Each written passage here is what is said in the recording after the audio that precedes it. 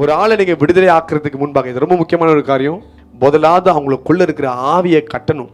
இந்த கட்டாம விட்டீங்கன்னா அது உங்களை அட்டாக் பண்ண ஆரம்பிச்சிடும். எல்லா ஆத்துமாக்களும் எல்லா உடம்புக்குள்ளேயும் ஒரு பலவான் இருப்பான், ஒரு அசுத்தாவி இருக்கும். ஓகே, நீங்க அந்த ஆத்மாவை நீங்க விடுதலை ஆக்குறதா இருந்தா அவங்களுக்குள்ள இருக்க பலவானை போதை கட்டணும். கட்டிட்டு தான் அவனை வெளியே விரட்ட முடியும். இது நம்ம எங்க பார்க்குறோம்? சிம்சனோட கதையில பார்க்குறோம். சிம்சன் என்ன பண்றாங்க போத, அப்கோர்ஸ் சிம்சன் தேவ மனுஷன் தான். பட் நீங்க இந்த பக்கம் பார்த்தீங்கன்னா உங்களுக்கு புரியும். முதலாவது அவனை கட்டிட்டு அவன் கண்ணை பிடிக்கிறாங்க பாத்தீங்களா, ஏன்னா அவன் பலசாலி.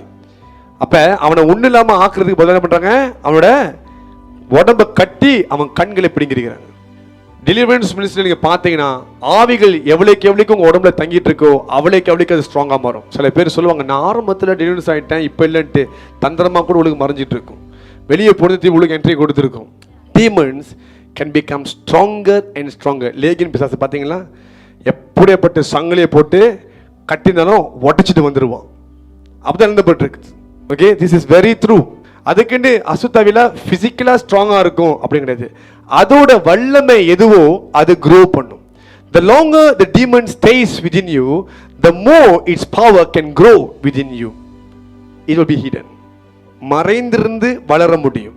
அப்ப என்ன நடக்கும்னு பாத்தீங்கன்னா, இந்த ஆவிகள் உள்ளுக்கு வளர ஆரம்பிச்சிச்சுன்னா உங்களால அதை கண்டுபிடிக்க முடியாது. ஸ்டார்டிங் ஸ்டேஜ் இப்ப போக போக கண்டுபிடிக்க முடியாது. ஏன்னா அதுக்கு மேல ஒரு ஷெல் இருக்கும். அந்த ஷெல் எதுக்கு வேலை செய்யும்னா, பரிசுத்த ஆவின் அக்கினி அது மேல படக்கூடாதுன்னு சொல்லி.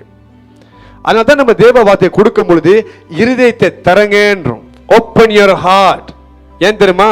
the only way to enter and plunder your body is by having you opening your heart.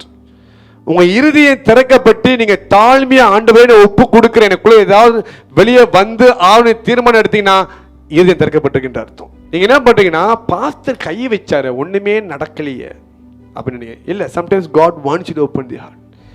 நீங்க உள்ளத்தை திறந்து அதை வெளியே போகாது, அது உள்ளுக்கே தங்கி இருக்கும். ஹல்லேலூயா. ஸோ சில காரியம் இருக்கு பாருங்க. பார்த்தீங்கன்னா ஒரு மனுஷனுக்குள்ள ஆவி கட்டப்படாம இருந்துச்சுன்னா ஓட்டம் சொல்லுவாங்க, பாஸ்டர் இங்க வலிக்குது, நீங்க ஜெபிச்சுன்னு இப்ப இங்க வலி இங்க போச்சுன்னுவாங்க, அப்புறம் வயிற்றுக்கு போச்சுன்னுவாங்க, காலுக்கு போச்சுன்னுவாங்க. ஏன்னா அது கட்டப்படல. ஸோ அந்த ஆவியை நீங்க கட்டிட்டீங்கன்னா ஆவிய அது எங்கேயுமே நவர முடியாது, அந்த இடத்துல இருந்து சுட்டரிக்கப்படும். It will be consumed, it will be burned out. சில நேரத்தில் சில ஆவிகள் என்ன பண்ணும், டெலிவரன்ஸ் பண்ணும் பொழுது பிசிக்கல் பெயின் கொடுக்கும், அங்கேயும் வலி எடுக்க ஆரம்பிக்கும். ஸோ இதனால தான் நிறைய பேர் என்ன பண்ணுவாங்கன்னா, பாஸ்டர் ஒரு முறை ஒரு தாய் என்ன பண்ணாங்கன்னா, பாஸ்டர் அந்த பிள்ளையை விட்டுருங்க பாஸ்டர், மகளை விட்டுருங்க. ஏமா அப்படின்னு கேட்குறேன். இல்லை வலியில் துடிக்குது. நான் சொன்ன உள்ளுக்கு இருந்தால் வாழ்க்கையே அழிச்சிரும். இல்லை அது துடிக்குது தாங்கிக்க முடியல, பரவாயில்ல அதை விட்டுருமே, அந்த ஆவி பாட்டு சும்மா தானே இருக்குதுன்றாங்க. அந்த ஆவி பாட்டுக்கு சும்மா தானே இருக்குது விட்டுலாம் நினச்சி என்னடா ஃபேமிலி இதுன்னு நினச்சிக்கிட்டேன். ஹல்லேலூயா.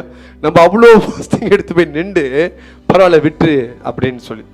ஸோ அலட்சியமாக இருக்காதீங்க. ஓகே, அப்புறம் இந்த ஆவிகளை விரட்டுற போது நம்ம கட்டி தான் விரட்ட முடியும். சம்டைம்ஸ் ஏன் ரொம்ப அக்ரெசிவ், இங்கே ரொம்ப இந்த அக்ரெசிவ் கேஸ் ரொம்ப குறைவு. ஏன் குறைவுனா இங்கே ஆவி நம்ம ஜெபிச்ச போது கட்டிடுறோம்.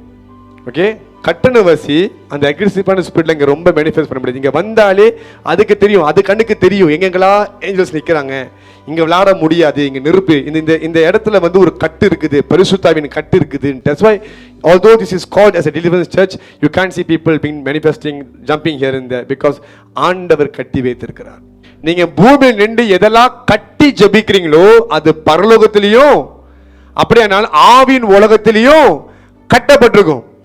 If you feel that something you can't control, ஒரு காரியத்தை கண்ட்ரோல் பண்ண முடியல, அது உங்களுக்குள்ளே இருக்கலாம், உங்க குடும்பத்துக்குள்ளே இருக்கலாம், உங்க தெரிஞ்ச ஆட்களுக்குள்ளே இருக்கலாம், நீங்க எப்படி நம்ம ஜெபிக்கணும்? இயேசுவின் நாமத்துல இந்த நபரை, இந்த காரியத்தை, இந்த பிரச்சனையை நான் கட்டி வைக்கணும் ஜெபிக்கும் பொழுது அது ஆவின் உலகத்துல கட்டப்பட்டுரும்.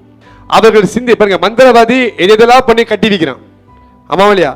நம்ம நன்மைக்காக இயேசுவின் சித்தத்திற்காக கட்டுறதுல தப்பே கிடையாது. நீங்க தீமைக்கு ஜெபிச்சா நடக்காது, நன்மைக்கு ஜெபிச்சா நடக்கும்.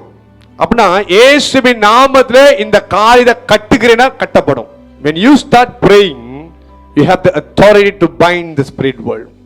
நீங்க ஜெபிக்க ஆரம்பிச்சாலே போதும், உங்களுக்கு அதிகாரமும் வல்லமையும் கொடுக்கப்பட்டிருக்கும் காரியங்களை கட்டுகிறதுக்காக. ஹல்லேலூயா. அப்ப எதெல்லாம் நீங்க சொல்லி ஜெபிச்சு கட்டுறீங்களோ அது நவர முடியாது. நம்மனால ஜெபிக்கவும் முடியும், கட்டு போடவும், கட்டு அவிழ்க்கவும் முடியும். பிசாசு சில கட்டு வச்சிருப்பான் உங்க மேல, அந்த கட்டை இயேசு நாமத்துல அவிழ்த்து விடுங்கன்னா அது அவிழ்க்கப்படும். சில நேரத்தில் நீங்க பிசாசை கட்டணும், ஓகே, ஏன்னா அவன் செயல்படுகிறான் இல்லையா. இயேசு நாமத்துல கட்டினா அவன் கட்டப்படுவான், அவனால செயல்பட முடியாது. So this is how you should pray. உங்களுக்கு தெரியும் எதுக்கு கட்டி ஜெபிக்கணும், எது கட்ட அவிழ்க்கணும் அப்படின்னு சொல்லி. கட்ட அவிழ்க்கிறீங்கன்னா பிசாசு உங்களை கட்டியிருக்காங்கன்ற அர்த்தம். கட்டு போடுறீங்கன்னா பிசாசு ஒரு செயலை கட்டு போடுறீங்கன்ற அர்த்தம். அப்ப ஜெபிக்கும் பொழுது இந்த காரியம் இன்றைக்கு நடக்க போகுது. ஹல்லேலூயா.